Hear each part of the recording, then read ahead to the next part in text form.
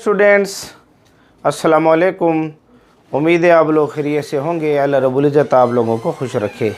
Theories of covalent bonding and shape of molecules हमारा start है। Lecture number 29 इस chapter पर आ रहा है हमारा।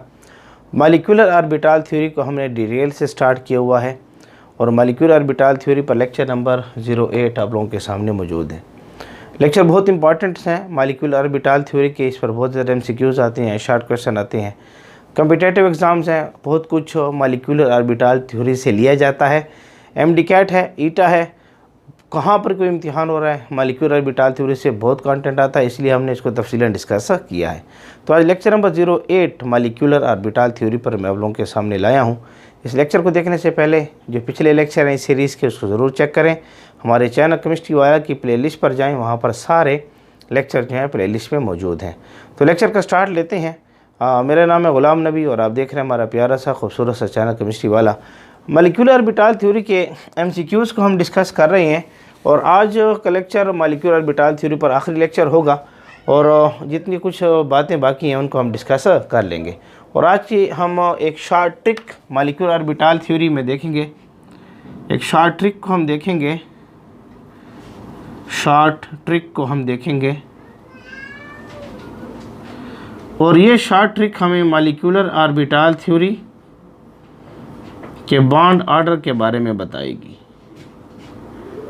जो बॉन्ड ऑर्डर है मॉलिक्यूल्स के दरमियान उसके बारे में बताएगी। शॉर्ट ट्रिक इसको डिस्कस करेगी। तो इसको हमें थोड़ा सा देखना है। जैसे आप लोगों को पता था कि हम तकरीबन जो है 20 एलिमेंट तक मॉलिक्यूलर ऑर्बिटल थ्योरी में डिस्कस कर रहे थे। तो नियान को जब हमने देखा था, नियान को तो नियान में हमारे पास Ne2 में 20 इलेक्ट्रॉन्स हमारे पास मौजूद थे। कितने इलेक्ट्रॉन मौजूद थे? 20 इलेक्ट्रॉन। तो इसको थोड़ा यहाँ लिख देते हैं, थोड़ी जगह हमारी बच जाएगी। नियान Ne2 इसके हमारे पास 20 इलेक्ट्रॉन थे, 20 इलेक्ट्रॉन्स नियान्स के। और इसका बॉन्ड ऑर्डर हमारे पास आया था 0। बॉन्ड ऑर्डर हमारे पास क्या आया था? 0 आया था 20 इलेक्ट्रॉन की। इस तरीके से आपके पास जो है अगर 19 इलेक्ट्रॉन है, 19 इलेक्ट्रॉन्स, तो बॉन्ड ऑर्डर आएगा 0.5।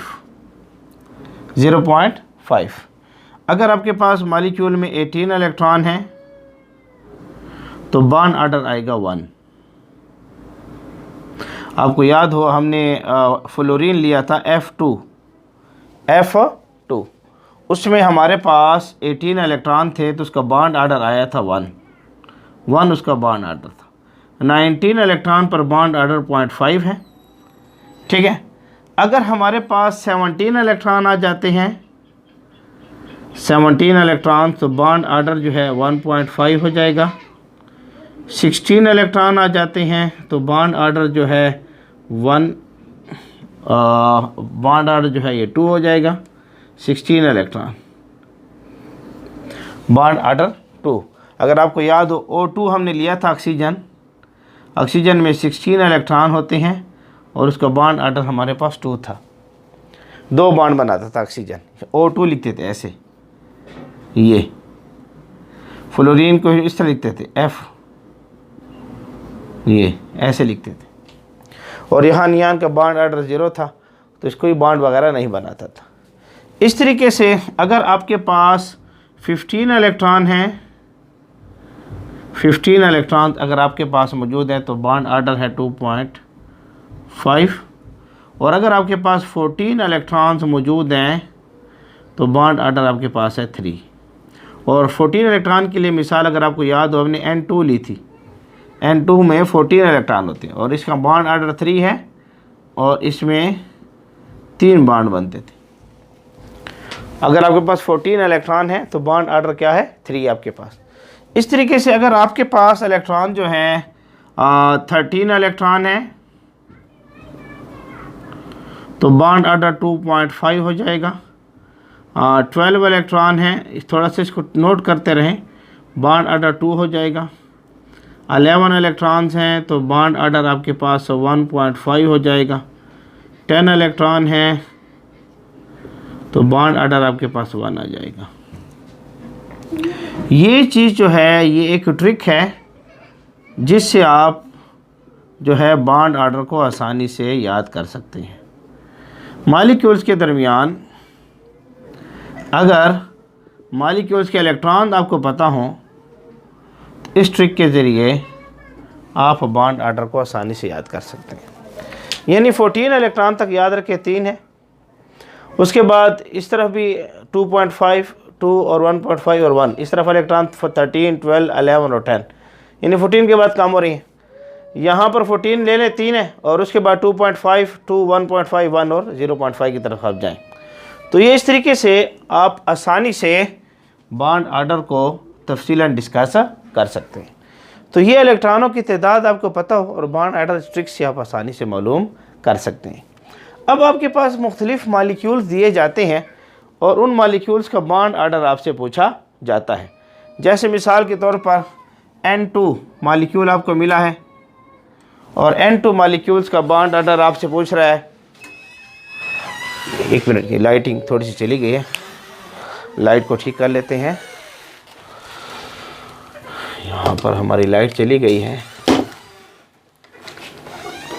ये जो लाइट आ चुकी है। कैमरे की सेटिंग को ठीक कर लेते हैं हम, 1 मिनट। तो ठीक है, तो हमारे पास जो है यहाँ पर थोड़ी सी लाइट चली गई थी उम्मीद है आप लोग को थोड़ा इसको बर्दाश्त करेंगे। हमारे पास मुख्तलिफ मॉलिक्यूल दिए जाते हैं और उसके बॉन्ड ऑर्डर के बारे में हमसे मालूमात किया जाता है। जैसे N2 है, CN2, CN ले लें, CN। आपके पास CO है, CO, NO प्लस, आपके पास है NO प्लस, O2 है, O2। ये मुख्तलिफ मॉलिक्यूल्स हैं और इनके बारे में आपसे पूछा जाता है कि जिनका बॉन्ड ऑर्डर हमें समझाएं, बॉन्ड ऑर्डर हमें समझाएं। इस तरीके से CN नफ़ी है, CN नफ़ी, इसका बॉन्ड ऑर्डर आपसे पूछ रहे होते हैं। तो इस किस्म के आपको ऐसे मॉलिक्यूल दिए जाते हैं और पूछते हैं कि इनका बॉन्ड ऑर्डर हमें थोड़ा सा बता दें। तो आप इसके इलेक्ट्रॉनों को जमा करें और यहाँ ट्रिक से बॉन्ड ऑर्डर को मालूम कर सकते हैं आप। अब जैसे यहाँ पर N2 है, नाइट्रोजन के एटॉमिक नंबर 7 है, 7 है, इसमें 2 नाइट्रोजन के मॉलिक्यूल हैं, तो 14 इलेक्ट्रॉन यहाँ पर हो जाएंगे। तो जब यहाँ 14 इलेक्ट्रॉन है तो इसका बॉन्ड ऑर्डर आपको पता है कि 3 आ जाएगा। तो यहाँ देखिए 14 इलेक्ट्रॉन थे, बॉन्ड ऑर्डर क्या आ रहा है, 3 आपके पास आ रहा है। इस तरीके से CN है, साइनाइड है, इसमें कार्बन का आपके पास जो एटॉमिक नंबर पाया जाता है कार्बन का 6 है, प्लस नाइट्रोजन का 7 है। टोटल इलेक्ट्रॉन हमारे पास आ जाएंगे 7 और 6, हमारे पास हो जाती हैं 13 इलेक्ट्रॉन्स, 13 इलेक्ट्रॉन्स। अब इसका आप बॉन्ड ऑर्डर लिखना चाहते हैं तो बॉन्ड ऑर्डर को आप आसानी से 13 इलेक्ट्रॉन के लिए आप जाएँ तो 2.5 आपके सामने आ जाएगा, 2.5 बॉन्ड ऑर्डर आपके पास आ जाएगा, 2.5 आपके पास बॉन्ड ऑर्डर आ जाएगा। इस तरीके से आप यहाँ पर आए, कार्बन है, एटॉमिक नंबर 6 है, ऑक्सीजन 8 है, तो इलेक्ट्रॉन इसमें हो जाएंगे 14 इलेक्ट्रॉन्स, ठीक है। और बॉन्ड ऑर्डर यहाँ पर 14 इलेक्ट्रॉन का कितना आ रहा है, 3, 8 जमा 6 14 हो जाएंगे, तो बॉन्ड ऑर्डर 3 आ जाएगा। इस तरीके से यहाँ पर नाइट्रोजन जो है ये 6 प्लस ऑक्सीजन 8 है, लेकिन यहाँ पर प्लस का साइन है। अगर इस लिहाज से देखें तो यहाँ पर 14 इलेक्ट्रॉन तो आ रहे हैं, 14 इलेक्ट्रॉन आ रहे हैं, लेकिन प्लस का साइन है। प्लस का साइन से मुराद इसने एक इलेक्ट्रॉन को लूज़ किया है, तो यहाँ पर जो इलेक्ट्रॉन हो जाएंगे वो आ जाएंगे 13 इलेक्ट्रॉन्स। एक इलेक्ट्रॉन को लूज़ किया इसने, टोटल 14 इलेक्ट्रॉन थे, प्लस का साइन एक इलेक्ट्रॉन लूज़ कर दिया है, तो 13 इलेक्ट्रॉन आएंगे। तो यहाँ का जो बॉन्ड ऑर्डर आएगा वो आपके पास 13 इलेक्ट्रॉन का कितना आ रहा है, 2.5। ऑक्सीजन के अंदर 16 इलेक्ट्रॉन्स हैं और 16 इलेक्ट्रॉन एटॉमिक नंबर 8 है ऑक्सीजन का, 8 दूने 16 हो जाएगा। 16 इलेक्ट्रॉन है तो 16 इलेक्ट्रॉन के लिए बॉन्ड ऑर्डर क्या आ रहा है, 2 आ रहा है, आपके पास क्या आ रहा है, 2 आ रहा है। साइनाइड को देखें, यहाँ कार्बन 6 है, जमा नाइट्रोजन 7 है। टोटल इलेक्ट्रॉन कितने बन रहे हैं? 7 और 6, आपके पास आ जाएंगे 13 इलेक्ट्रॉन्स। लेकिन यहाँ पर नफ़ी है, इसने एक नफ़ी से मुराद क्या, एक इलेक्ट्रॉन को गेन किया है, तो यहाँ इलेक्ट्रॉन हो जाएंगे 14 इलेक्ट्रॉन्स। यानी टोटल 16 इलेक्ट्रॉन बन रहे थे, लेकिन एक इलेक्ट्रॉन को गेन किया है तो 14 इलेक्ट्रॉन हो जाएंगे। तो बॉन्ड ऑर्डर जो यहाँ पर बनेगा 14 इलेक्ट्रॉन के लिए वहाँ लगा हुआ है, आपके पास 3 आ जाएगा। तो ये एक शॉर्ट ट्रिक है जिससे आप आसानी से बॉन्ड ऑर्डर को मालूम कर सकते हैं। अब मॉलिक्यूल्स दिए जाएं और उसमें आपको बॉन्ड ऑर्डर का पता हो तो आप मॉलिक्यूल्स की स्टेबिलिटी को डिस्कस कर सकते हैं। मॉलिक्यूल्स के बारे में बहुत सारी चीज़ों को आप डिस्कस कर सकते हैं। लेट्स सपोज जो है, अगर मैं आपसे पूछूं कि CN और CO इन दोनों में लीस्ट स्टेबल कौन सा है, यानी हमसे पूछना चाहता है कि लीस्ट स्टेबल कौन सा है, तो आप इसका बॉन्ड ऑर्डर देखिए। ये CN का बॉन्ड ऑर्डर आ रहा है 2.5 और CO का बॉन्ड ऑर्डर आ रहा है आपके पास 3। और आपको मैंने समझाया था कि जो स्टेबिलिटी है, स्टेबिलिटी बॉन्ड ऑर्डर जो है ये डायरेक्टली प्रोपोर्शनल है स्टेबिलिटी के, ये आपने पढ़ा था। तो यहाँ बॉन्ड ऑर्डर 3 है, यहाँ बॉन्ड ऑर्डर 2.5 है, तो ये लीस्ट स्टेबल पूछ रहे हैं। तो CN जो है इन दोनों में से ये कम स्टेबल है, ये ज़्यादा स्टेबल है। आप स्टेबिलिटी को डिस्कस कर सकते हैं, ठीक है। बॉन्ड लेंथ को डिस्कस कर सकते हैं, इसकी किसकी बॉन्ड लेंथ ज़्यादा है, किसकी बॉन्ड लेंथ कम है। बॉन्ड लेंथ के लिए हमने फार्मूला क्या पढ़ा था, बॉन्ड लेंथ जो है इन्वर्सली प्रोपोर्शनल है बॉन्ड ऑर्डर के, या बॉन्ड ऑर्डर इन्वर्सली प्रोपोर्शनल है बॉन्ड लेंथ की, आपकी मर्जी है। तो जितना बॉन्ड लेंथ ज़्यादा होगा बॉन्ड ऑर्डर उतना कम होगा, बॉन्ड ऑर्डर जितना कम होगा बॉन्ड लेंथ उतनी ज़्यादा होगी। तो इसको अच्छे तरीके से नोट कर लें। बहुत सारे मॉलिक्यूल्स आपको मिलती हैं और उन मॉलिक्यूल्स के बारे में इन चीज़ों को आपके सामने रखा जाता है और ये आपसे पूछा जाता है इसमें से। तो जल्दी से नोट कर लें, शाबाश नोट कर लें, ताकि हम मज़ीद कुछ ऑब्जेक्टिव आपके सामने पेश कर सकें। तो बॉन्ड ऑर्डर को आप आसानी से ऐसे निकाल सकते हैं। नोट कर लें, उम्मीद है आप लोगों ने नोट कर लिया होगा। अब हम कुछ मज़ीद बात इसके ऊपर करते हैं ताकि आप इसमें से अच्छे MCQs को अच्छे तरीके से टैकल कर सकें। तो बॉन्ड ऑर्डर निकालने के लिए शॉर्ट ट्रिक है, उसको अच्छे तरीके से अपने पास नोट कर लें। आपके KPK के बोर्ड के एग्ज़ाम हैं, फेडरल बोर्ड है, पंजाब बोर्ड है, पाकिस्तान के अंदर कहीं पर भी बोर्ड इस्तेमाल हो रहे हैं तो वहाँ पर ये MDCAT है, आप लोगों की ईटा है, वहाँ पर टेस्टों में यहाँ से बहुत सारे सवाल आ रहे हैं, तो इसको अच्छे तरीके से नोट करते रहें। अगर मैं आपके सामने यहाँ पर ले रहा हूँ O2, ये भी O2, ये भी O2 आपके सामने ले रहा हूँ और ये भी O2 ले रहा हूँ। अच्छा जी, 4 O2 मैंने आप लोगों के सामने ले रखे हैं।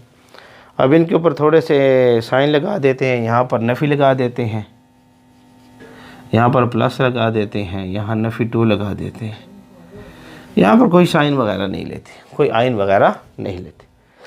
अब हम पूछते हैं कि ये आपके पास मॉलिक्यूल मौजूद है और इन मॉलिक्यूल्स के बॉन्ड ऑर्डर के बारे में बताएं, इनके स्टेबिलिटी ऑर्डर के बारे में हमें बताएं, इनमें से लीस्ट स्टेबल कौन सा है, बॉन्ड लेंथ के बारे में बताएं।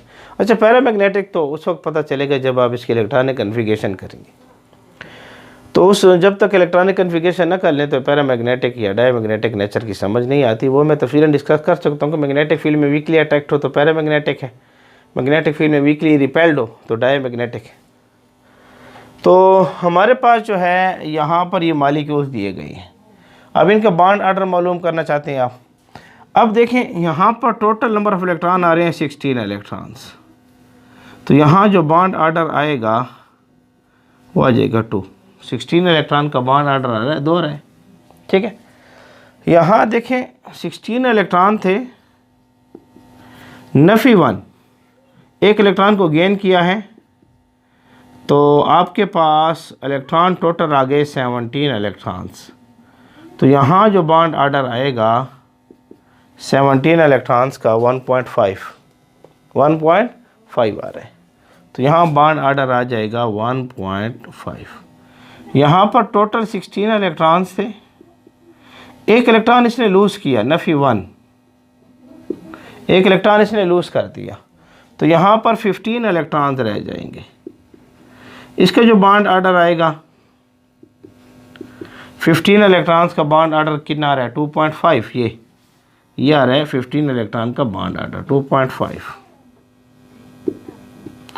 इस तरीके से यहाँ 16 इलेक्ट्रॉन्स थे, नफ़ी 2 है, 2 इलेक्ट्रॉन हासिल किए हैं, 2 इलेक्ट्रॉन हासिल किए हैं, तो टोटल 18 इलेक्ट्रॉन्स हो जाएंगे।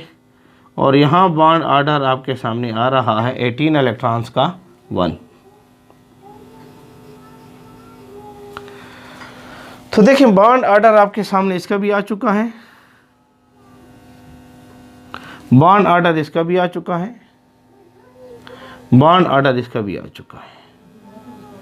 तीनों का बॉन्ड ऑर्डर आपके सामने मौजूद है, तीनों का बॉन्ड ऑर्डर आपके सामने मौजूद है। 15 इलेक्ट्रॉन के लिए 2.5 आ रहा था, कितना आ रहा था 2.5 हमारे सामने आ रहा था। ठीक है, मॉलिक्यूलर ऑर्बिटल थ्योरी के तहत। तो इस तरीके से आप इसके बॉन्ड ऑर्डर को आसानी से चेक कर सकते हैं। ठीक है, 3 है, ठीक है, और ये है 2.5 2 1.5, ठीक है। 15 के लिए 2.5 आ रहा है आपके पास बॉन्ड ऑर्डर, ये आपके सामने आ रहा है। अब आपने जो है ये 16 इलेक्ट्रॉन थे, बॉन्ड ऑर्डर 2 आ रहा है, ये 1.5 आ रहा है, ये 2.5 आ रहा है, ये 1 आ रहा है। तो इन मॉलिक्यूल्स के बॉन्ड ऑर्डर को आपने आसानी से चेक कर लिया है। अब इनमें से कोई मॉलिक्यूल आपको दे देगा और उसकी स्टेबिलिटी पूछेगा, जैसे उसने आपसे पूछ लिया O2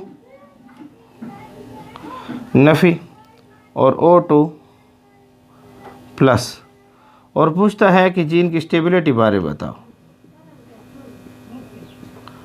स्टेबिलिटी तो आपको पता है स्टेबिलिटी डायरेक्टली प्रोपोर्शनल है बॉन्ड ऑर्डर के ना। तो यहाँ पर बॉन्ड 1.5 है, यहाँ पर 2.5 है, तो ये मोर स्टेबल है।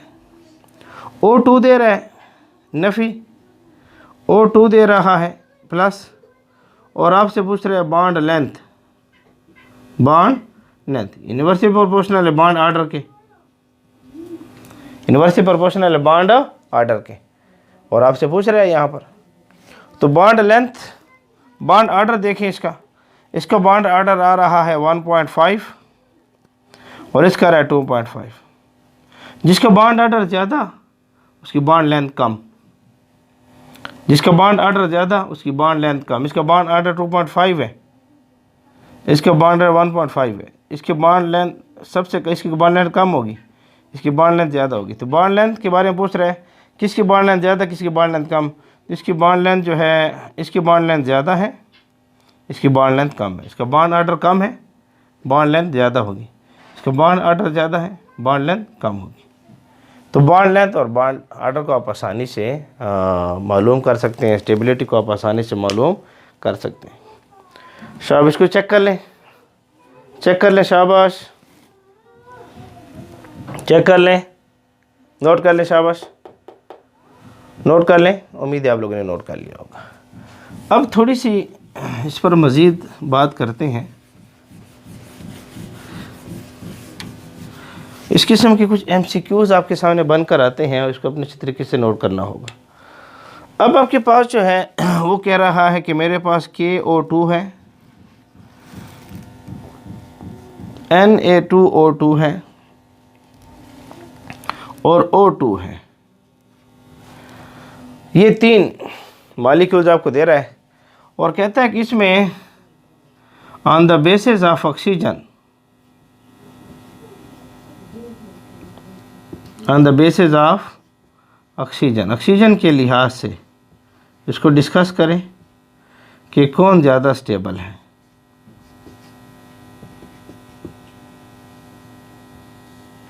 ऑक्सीजन के लिहाज से कौन ज़्यादा स्टेबल है। तो अभी तो आसान है, ये +1 है ना, ऑक्सीडेशन स्टेट इसकी +1 है, रिज़ल्ट हमने 0 लाना था, तो यहाँ पर ये नफ़ी 1 है। Oxidation state. तो यहाँ O2 के लिए नफी 1 आ रहा है। इस तरफ जाएं, सोडियम +1 है ऑक्सीडेशन स्टेट और यह हो जाएगा +2। इलेक्ट्रोकेमिस्ट्री में आप लोग इसको देखेंगे इंशाल्लाह। यहाँ पर रिज़ल्ट 0 लाना है तो यहाँ पर ये नफ़ी 2 हो जाएगा। तो यहाँ ये पता चलता है कि यहाँ O2 के लिए नफ़ी 2 है और यहाँ O2 तो पड़ा हुआ है ऑलरेडी, ठीक है। अब यहाँ देखें ना, यहाँ 16 इलेक्ट्रॉन थे, एक इलेक्ट्रॉन इससे मज़ीद आए तो 17 इलेक्ट्रॉन हो जाएंगे, ये 17 इलेक्ट्रॉन हो जाएंगे। बॉन्ड ऑर्डर इसका आ रहा है, बॉन्ड ऑर्डर इसका आ रहा है 1.5। 17 इलेक्ट्रॉन के लिए बॉन्ड ऑर्डर कितने हैं? 1.5 आप लोगों के सामने मौजूद है। जो 17 इलेक्ट्रॉन है उसके लिए बॉन्ड ऑर्डर 1.5 है, ठीक है। यहाँ पर नफ़ी 2 है तो इसके लिए बॉन्ड ऑर्डर हम अभी निकाला था, नफ़ी 2 के लिए ये हमने निकाला था, ये बॉन्ड ऑर्डर 1 आ रहा है, 18 इलेक्ट्रॉन आ रहे हैं। तो यहाँ जो 18 इलेक्ट्रॉन्स हैं तो बॉन्ड ऑर्डर इसका आ रहा है 1 और इसका बॉन्ड ऑर्डर कितना थे? जो 16 इलेक्ट्रॉन्स हैं तो इसका बॉन्ड ऑर्डर आ रहा था हमारे पास 2।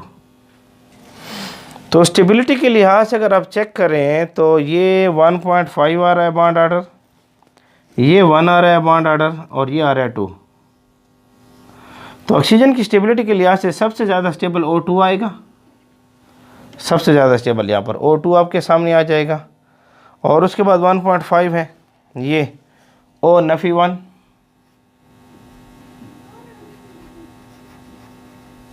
और उसके बाद जो है आपके पास O नफ़ी 2, O नफ़ी 2 हो जाएगा। ये स्टेबिलिटी ऑर्डर आ जाएगा इसका।